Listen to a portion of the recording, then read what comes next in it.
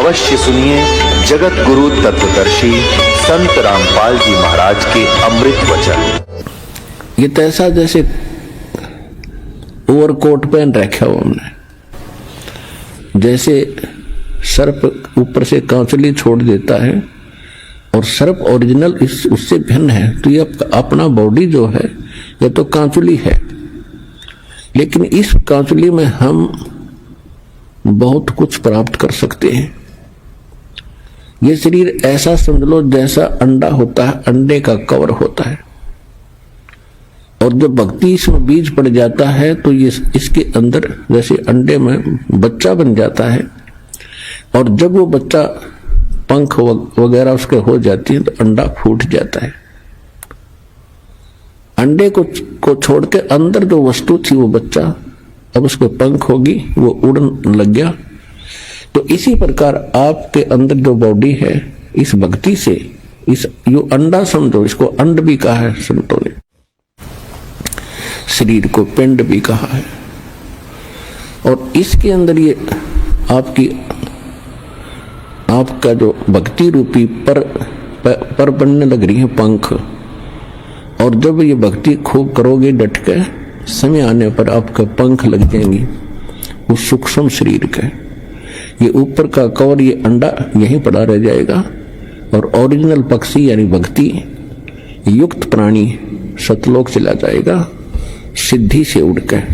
तो गरीबदास जी बड़े प्रभावित हुए, परमात्मा उनको लेकर ऊपर गए।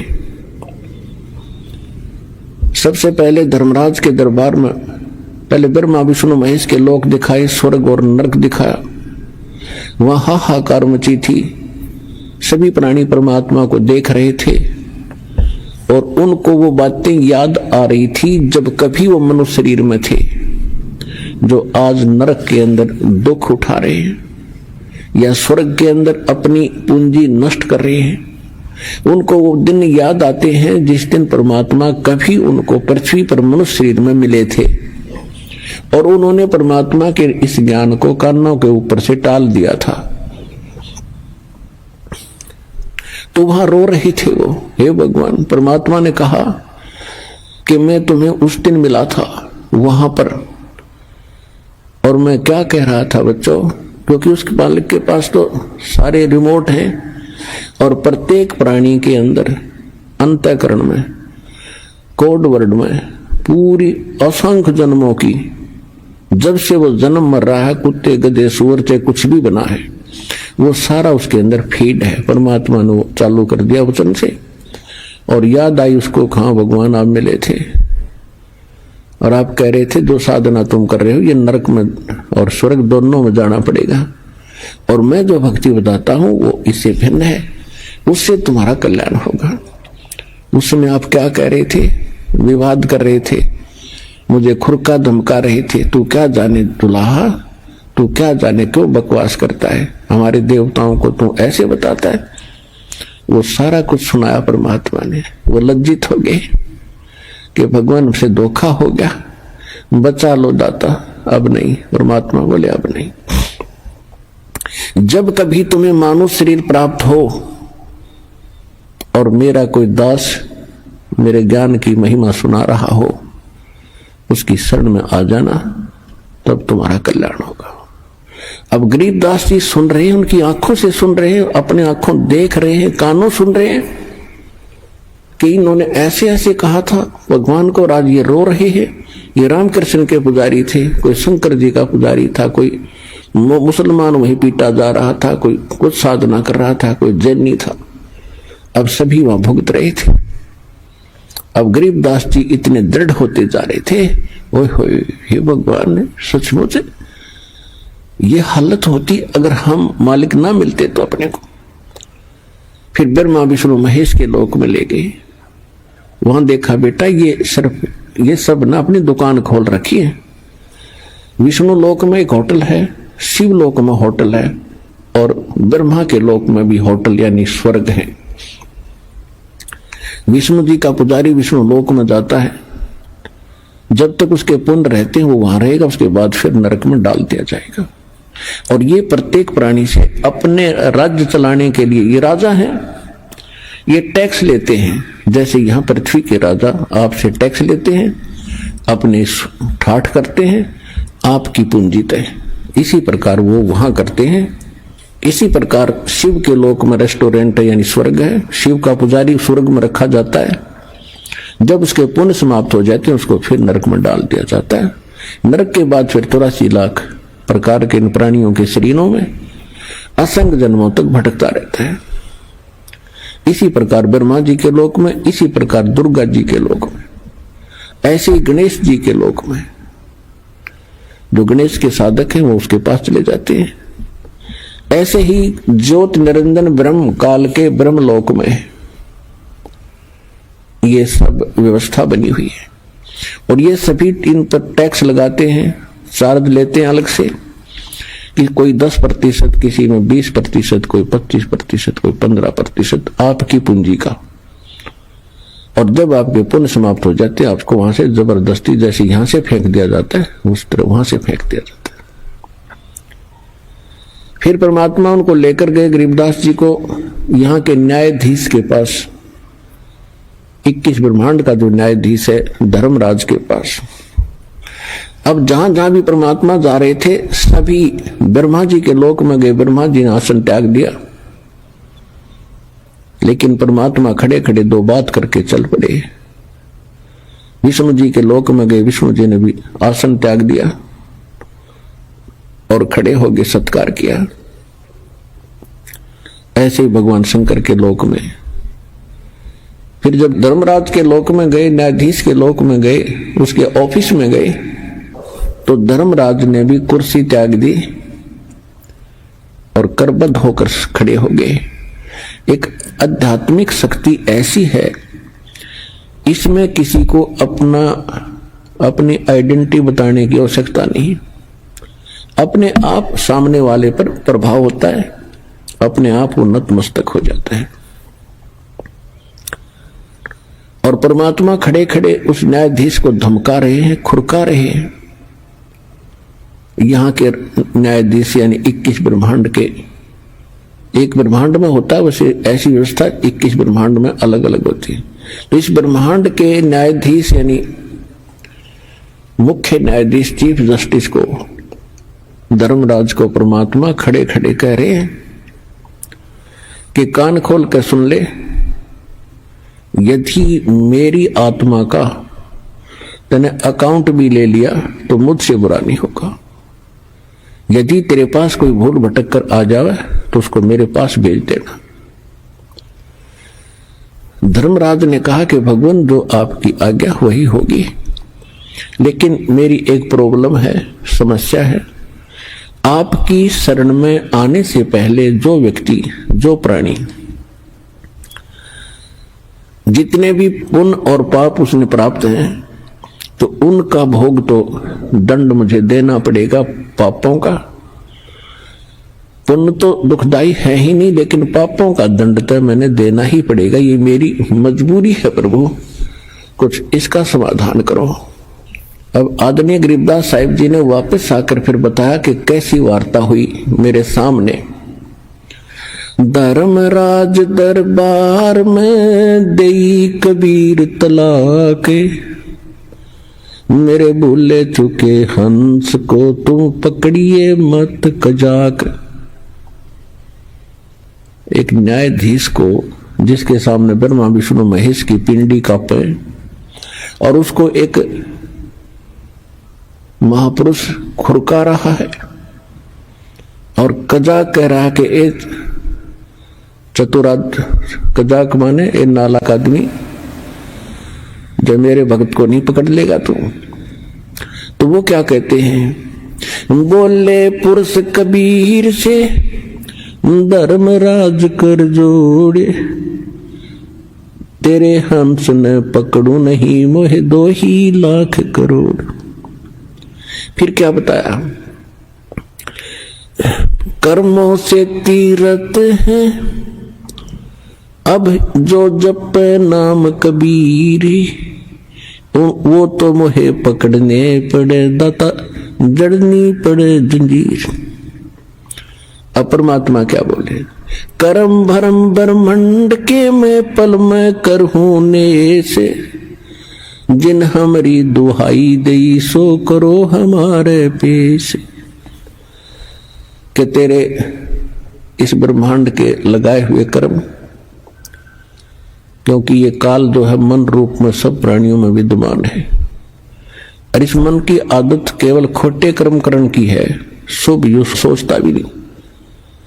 तो परमात्मा कहते हैं कि तुमने ही इन जीवों के ये कर्म लगाए हैं, और उन कर्मों का मैं नाश कर दूंगा, उनको कैंसिल कर दूंगा। जो तेरे काबू में ना है वो मेरे पास ले आना तेरा अकाउंट, और मैं उनको क्रॉस कर दूंगा और अपने साइन कर दूंगा।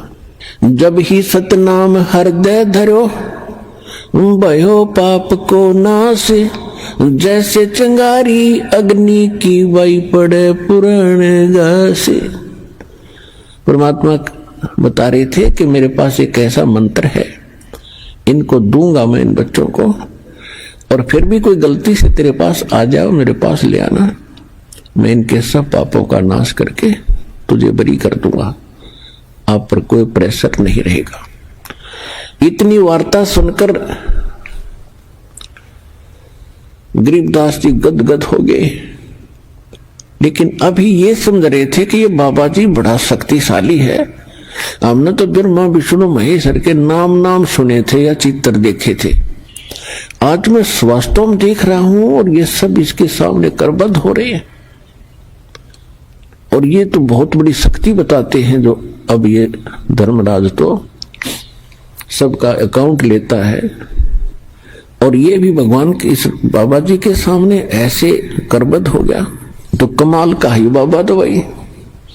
फिर परमात्मा उनको ले गए, वो स्थान दिखाया गरीबदास जी को जहां ये काल भगवान, ये ब्रह्म 1,00,000 मानव शरीरधारी प्राणियों को के सूक्ष्म शरीर को तपतशिला के ऊपर एक टुकड़ी है पत्थर की, जैसे तय होया करे बड़े बड़ी तय, ऐसे अपने आप प्रज्वलित है, वो अपने आप प्रज्वलित है, और उसके ऊपर 1,00,000 मानव शरीरधारी प्राणी तड़प रहे थे। हाहाकार मची थी, यहाँ के राजा भी थे उसमें, और यहाँ के गरीब भी थे, सेठ भी थे, साहूकार भी थे, आम नागरिक भी थे, और सब उन्हीं के पुजारी थे, लेकिन सब बुरा हाल हो रहा था। तब परमात्मा वहां पहुंचे तो सभी एकदम उनकी तपत खत्म हुई, और ऐसे बैठ गए उस तई के ऊपर, जैसे कढ़ाई में बैठ गए, उबलते तेल के कढ़ाई में समझ लो आदमी, और उसको पीड़ा ना हो। तो एकदम देखा कि ये परमात्मा आगे शायद। तब उन प्राणियों ने कहा, भगवान हम बहुत दुखी हो लिए, हम किस कर्म का दंड भोग रहे हैं। परमात्मा ने कहा, ये तुम्हारा यहाँ का किया कर्म नहीं, ये तुमने सतलोक में गलती करी थी, वहां तुम सुखी थे, और सुखी जीव को बकवाद घनी भावे हैं, अच्छे काम थोड़े और बुरे घने करेगा।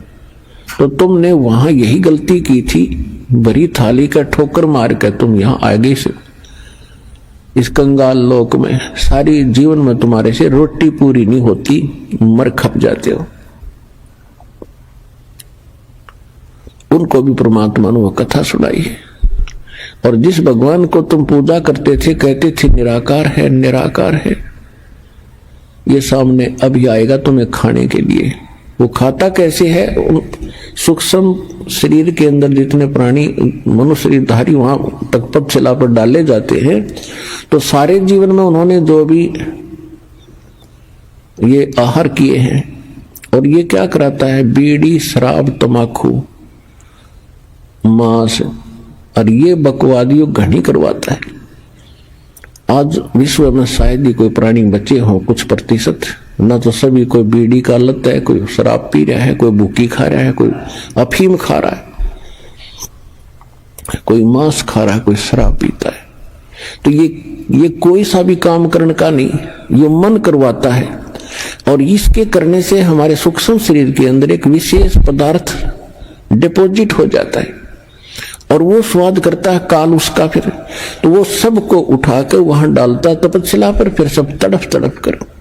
जिसने ज्यादा बीड़ी शराब तम्बाकू पी रखा है वो काफी देर तक तड़पता, उसको मतलब घना माल होता है उसका, और काफी देर तक सबसे पीछे तक उसकी दुर्गति होती है वहां पर। और फिर जीव मरता नहीं उस सूक्ष्म शरीर में, उनको वहां से फेंक देता सिद्धि से, उसका टाइम फिक्स अलार्म रखा उसने। उसके बाद वो वहां से अपने आप उड़ जाते हैं, जब उनका गंध मैल निकल जाता है और ऊपर जाते ठंडे क्षेत्र से, तो वो कुछ नॉर्मल से हो जाते हैं। और फिर धर्मराज के दरबार में आकर लाइन लगा लेते हैं अपने कर्मों का अकाउंट कराने के लिए। वहां तो सबके कर्मों का अकाउंट कैलकुलेटेड मिलता है, क्योंकि जो ये कर्म प्राणी करता है उसका एक फैक्स वहां हो जाता है धर्मराज के दरबार में, और उनके उस अकाउंट नंबर में डिपॉजिट हो जाता है। और जब प्राणी वहां पहुंचता है तो उसके सामने कुत्ते की योनि, गधे की योनि, कुत्ते की योनि, गधे की योनि, मनुष्य जीवन, स्वर्ग, भागो फटाफट। वहां नहीं सुनता कोई, फिर हाहाकार मची रहती है। जिनका नरक में जाना होता है उनको यम के दूत खड़े हैं लठरी बाले लेकर, जैसे पुलिस वाले खड़े होते हैं, और पकड़ कर बाजू फटाफट आ जाओ भाई, नरक है तुम्हारे लिए। और वहां ठोक कर आते हैं, उनको बुरा हाल हो रहा है। तब क्या देखा, कुछ देर के बाद वो ज्योत निरंजन काल उनको खाने के लिए अपने उस रसोई घर में आने लगा। दूर से देखा, तब तक वो प्राणी वहीं थे, परमात्मा की कृपा से। नहीं तो उसको ऑटोमेटिक सिस्टम से तो उनको चला जाना चाहिए था, वो इसलिए आया था, वो किसी के सामने नहीं आता। तो बताया परमात्मा ने कि देखो वो आ रहा है तुम्हारा यहाँ का भगवान, जिसको तुम परमात्मा कहते, इसकी शकल देख कर कलेजा फट जाएगा, और तुम इसको ब्रह्म मानकर पूजा करते हो। सबने देखा सामने लंबे दांत, ओछा माथा, काला विकराल शरीर, तो सभी प्राणी भयभीत हो गए। परमात्मा ने कहा कि तुम जाओ यहां से। वो सभी को उड़ा दिया, और जब परमात्मा उसके निकट गए, वो कहां बैठता है जाकर के, एक जो 11वां द्वार है, 11वां द्वार है, वो अक्सर पुरुष के लोक में जाकर निकलता है। उस गेट पर ये स्वयं चौकीदारी करता है कि कोई इधर से एक भी ना चला जा। ये स्वयं वहां बैठता है, और वहां बैठा था, वहां से उठकर चला ही था। परमात्मा जब चले तो उस गेट पर अड़ गया जाकर, कौन आ गया ये, इस कैसे चला जाएगा इधर। तो परमात्मा निकट गए, तो परमात्मा ने कहा कि देख बेटा गरीबदास, ये है यू काल भयंकर, इसके सामने ब्रह्मा विष्णु में इसकी हिम्मत नहीं कि इसके सामने, इसकी शक्ति के सामने टिक जाए। वो 4 भुजा के भगवान, यो 1000 का है। अब तो ये 2 भुजा बनाए बैठा है, ये 1000 भुजा तक बना सकता है। ब्रह्मा विष्णु महेश तो 16 कला के प्रभु हैं, ये 1000 कला का भगवान है। और जिस परमात्मा के पास मैं तुझे ले जा रहा हूं, असंख्य कला का मालिक है वो। और देखना, अब मेरे पास ऐसा मंत्र है, अब मैं सिमरण करूंगा जाप का, सतनाम का, श्वास से, और ये ऐसे हो जाएगा जैसे, क्या बताया, जैसे फनपति मंत्र सुन रखे फन सकोड़े, ऐसे बीरा मेरे सतनाम से यू काल लवे मुंह मोड़े। कि जैसे गारडू के मंत्र से एक खूंखार सर्प उस मंत्र के बोलने से वो फन ऐसे कर रहा हो, तो फन को इकट्ठा करके और बिल्कुल जमीन पर रख लेता है। जैसे फनपति मंत्र सुन रखे फन सकोरे, ऐसे मेरे सतनाम से यू काल लवे मुंह मोड़े। परमात्मा ने कहा देख, अब मैं मंत्र जाप करता हूं।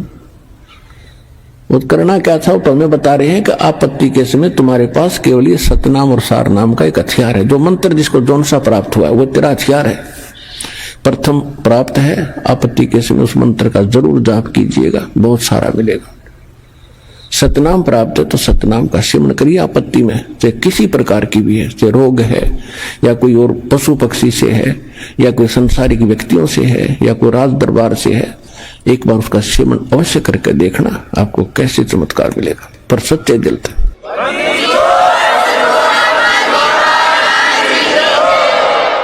और सारनाम प्राप्त, सारनाम का जाप करिए, सतनाम प्राप्त, सतनाम का करिए, प्रथम मंत्र प्राप्त, प्रथम मंत्र का जाप कीजिए। तो जो ही परमात्मा ने कहते हैं कि मैं देख ले भाई सेवन कर रहा हूं, उसी समय काल जहां उस गेट के ऊपर घर में द्वार पर कड़लाए बैठा था और ऐसा सिर झुक गया उसमें और कहा, ले बेटा गरीबदास आजा, पैड़ी बना इसकी। इसके सिर पे पैर रखा, पहले तू चल, पहले आगे। गरीबदास जी ने सिर पे पैर रखा और अंदर कूद गए, बालक थे। ऐसे परमात्मा ने सिर पे पैर रखा और आगे चला गया। वो फिर ऐसे हो गया, कभी और ना निकल जा, दो तो गए।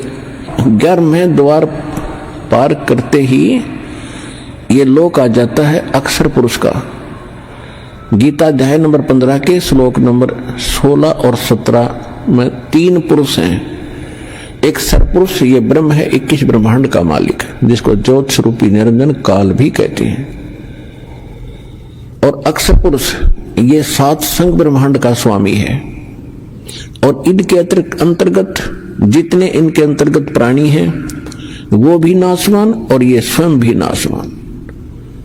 15वें अध्याय के गीता जी में 17वें श्लोक में कहा कि उत्तम पुरुष तु अन्य परमात्मा इति उदाहरते। उत्तम पुरुष यानी श्रेष्ठ परमात्मा तो इन दोनों से सरपुरुष और अक्षर पुरुष से अलग है, जिसको परमात्मा कहा जाता है। यह लोक धर्म आविषय विवृत्ति अवैश्वर है, जो तीनों लोकों में प्रवेश करके सबका धारण पोषण करता है, यानी कुल का मालिक वासुदेव। वो वासुदेव है, ये श्री कृष्ण वासुदेव नहीं। इसके तो पिता का नाम था वासुदेव। तो तब उस अक्षर पुरुष के लोक को पार करके फिर परमात्मा ने बताया कि जब तुम यहां आओगे, यहां इसके बहुत लंबा क्षेत्र है, इसके यहां से आपने जाना है, तो यहां आपको इसका वो मिलेगा, विमान मिलेगा, और इसका टैक्स देना है आपने। उस बहर गुफा तक जाने का, 12वें द्वार में प्रवेश करने तक इसका टैक्स देना है। उसका एक मंत्र दूंगा जो इसकी कमाई बनेगी। फिर ये तैयार रखेगा आपके लिए, यहाँ एक विमान है, और आपको 7 संग ब्रह्मांडों को पार करके बहर गुफा में छोड़ेगा। उसके बाद एक मंत्र और दिया जाएगा जो सार नाम है, उसकी कमाई से आप यहाँ 27 स्थान पाओगे। तो जो ही परमात्मा वहां पहुंचे तो अक्षर पुरुष का सारा स्थान दिखाया। अक्षर पुरुष के पास पहुंचे, वो खड़ा हो गया। वो ऐसा निकम्मा नहीं है जैसा ये काल है, लेकिन वहां भी जन्म मृत्यु प्राणियों की बनी रहेगी, लेकिन उनकी आयु बहुत बड़ी है। फिर भी जन्म मृत्यु पशु पक्षी ऐसे ही हैं, लेकिन वो किसी को खाता नहीं, स्वार्थवश दुखी नहीं करता, लेकिन कर्म आधार दंड वहां भी पुण्य और पाप, स्वर्ग और नरक दोनों ही बने हुए। उसके बाद फिर परमात्मा 12वें द्वार में पहुंचे। अक्षर पुरुष से भी परमात्मा ने, अक्षर पुरुष ने विनय किया, और जो उनसे भूल बनी थी, जो वो उसको याद है, अक्षमा याचना की दाता, हमने बहुत गलती की थी, हम आपके लोक को छोड़कर आए थे, अब कभी दया करिए दाता। परमात्मा बोले, वो दया तो हम रोज ही करें, पर तुमसे ये लालच ना छूटता, यहाँ की प्रभुता ना छूटती, ला अब कर दूं दया तेरे पे। मैं कहूं ऐसे भक्ति कर। फिर क्या कहता जी, फिर देखेंगे, वो उठाठ दिखे उसने, फिर देखेंगे। सब किसी ने देख ले, जिसने समय पर रोटी मिल रही है, छोटी सी कोई जॉब ठीक हो या व्यवसाय ठीक हो, बाल परिवार ठीक हो, उसको कोई कह दे आजा भक्ति कर ले, लोग फिर देखेंगे। ये बद गुटी लानी है सामने, वह ना छूटती। फिर क्या देखेगा, जब गधा बन जाएगा फिर तो कुम्हार देखेगा, कड़ में मारेगा लठ। अब देखना तब देख, छोड़ सारी बुराइयों को और कर भक्ति सच्चे नाम की, और यहाँ भी सुखी रहेगा। जब तक तेरा यहाँ संस्कार है तब भी सुखी इसी से रहेगा, नहीं तो आज सब कुछ है तेरे पास, कल मृत्यु हो जा, फिर गधा बन कर घूम रहा होगा। खा का ये जीवन यहाँ का। फिर इस ज्ञान से यह बात समझ में आवेगी, प्रमाण दिया जाएंगे, भगवान बतावे, आंखों देखा वो संत बतावे। अब जैसे आम का हौत होया करती, कोई बात बतावे इधर उधर की, तो उसने यूं कहा करते कि तू कौन सा भगवान तो मिलकर आ रहा है, यानी भगवान से कोई मिलकर आवे तो उसकी बात तो सच्ची है, मानी उन्होंने भी कि आप कौन से भगवान तो मिलकर आ रहे हो, इसी दृढ़ कॉन्फिडेंस से कह रहा तू यह बात। तो परमात्मा खुद आए और जो भगवान से मिलकर आए उन्होंने बताई यही बातें, तो शंका नहीं रहनी चाहिए समझदार व्यक्ति को जो वो ज्ञान बताया जा रहा है और दास उन महापुरुषों का बताया हुआ बता रहा है, तो आपको तुरंत समझ में आना चाहिए और यहां से सिर पर पैर रख लो, सतलोक जाने के लिए डट कर भक्ति करनी चाहिए।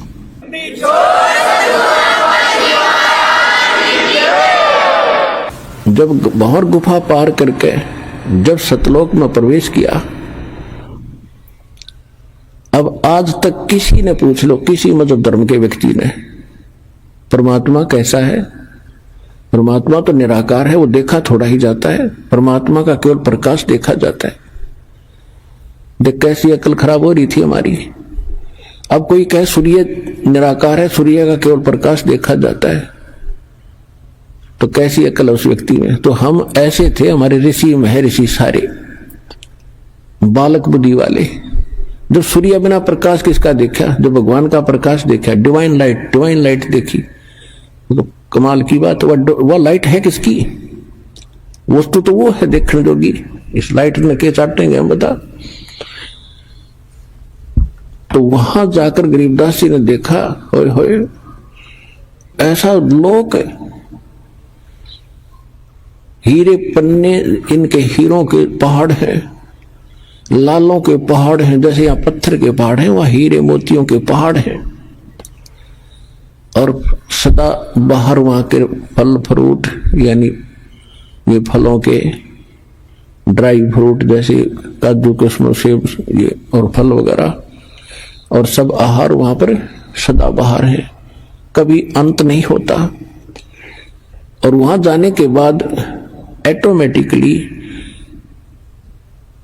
गरीबदास जी की बॉडी का शरीर 16 सूर्य के प्रकाश जितना तेजों में होगा। अब वो कभी अपनी तरफ देख रहा है कि ये क्या हो गया बाबा जी।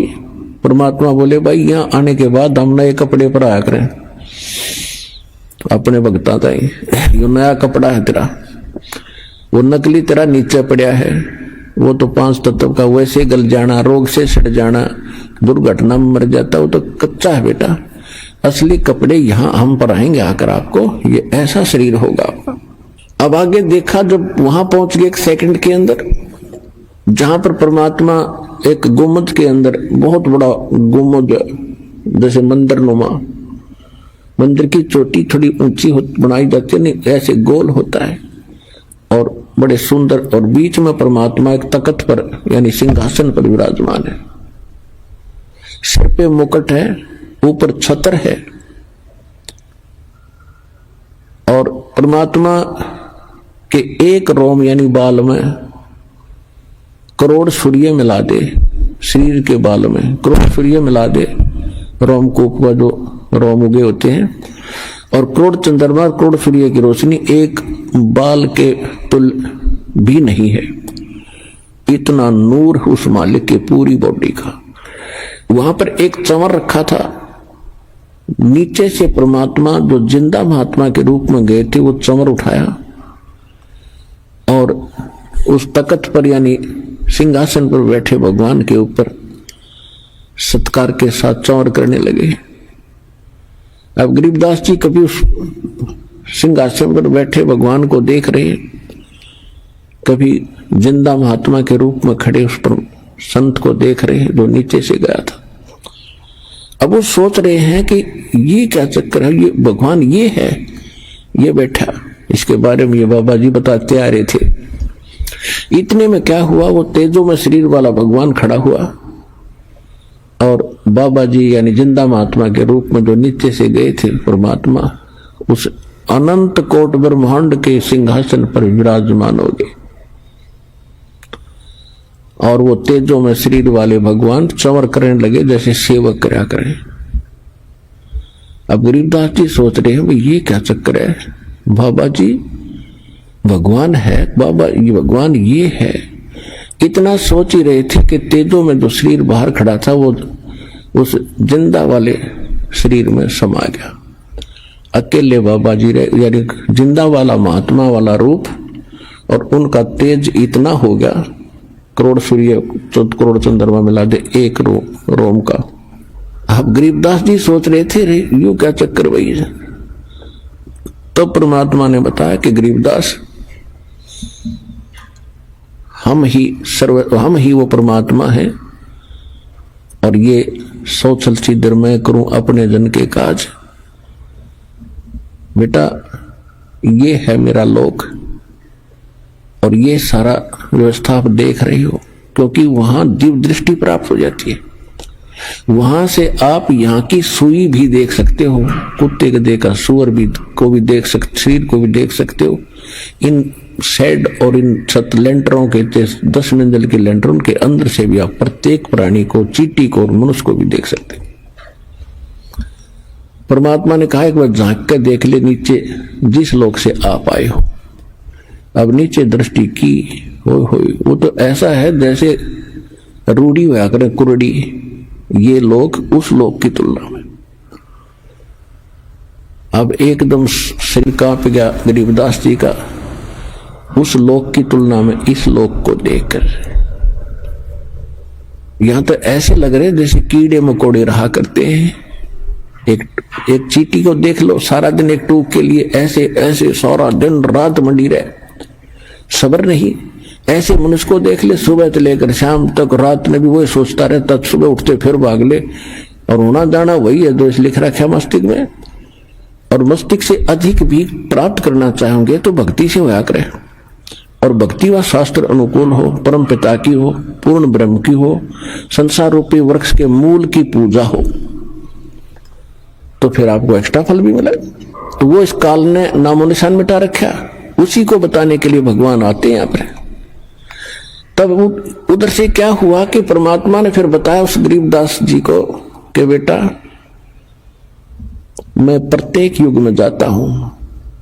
सतयुग में सत सुकृत कह टेरा, त्रेता नाम मुनींद्र मेरा, द्वापर में करुणा में कहाया, यो कलयुग नाम कबीर धराया। मैं प्रत्येक युग में जाता हूं, एक लीला करता हूं। प्रत्येक युग में जब भक्ति प्रवेश करने जाता हूं, एक शिशु रूप धारण करके मैं किसी सरोवर में कमल के फूल पर विराजमान होता हूं, और वहां से कोई निसंतान दंपत्ति मुझे उठा ले जाती है। परमात्मा ने फिर सारी बताई कि सतयुग में, इस सतयुग में ऐसे ऐसे विद्याधर नाम का ब्राह्मण और उसकी पत्नी उठाकर लेगी, फिर वही ऐसे बने। सारी कहानी बताई कि वही फिर आगे चल के रामानंद बने, और सारी कथा बताई। और कलयुग में जब मैं गया बेटा, मुझे एक नीरू नीमा नाम के जुल्हे उठा के ले गए थे काशी बनारस शहर से के तालाब से, लहर तारा तालाब से, और उनका कोई पिछला हिसाब था। ये नीरू नीमा कौन थे? द्वापर के अंदर एक सुदर्शन नाम के परमात्मा के भक्त हुए थे। जब परमेश्वर करुणा में नाम से आए हुए थे, उसने प्रार्थना की थी कि मेरे माता पिता ने आपका ज्ञान भगवान स्वीकार नहीं किया और ये बहुत दुख पाएंगे। मेरी अर्ज है दाता, किसी जन्म में उनको शरण में लेके पार करना। तो उस प्रॉमिस वश मैंने प्रॉमिस किया था उनसे, उस सुदर्शन से, कि बेटा तू चिंता ना कर और निर्भय होकर निश्चिंत होकर शरीर त्याग दे, नहीं तू भी यहीं फंस जाएगा और मैं तेरे माता पिता को पार करूंगा, टाइम कितना लग जाइए।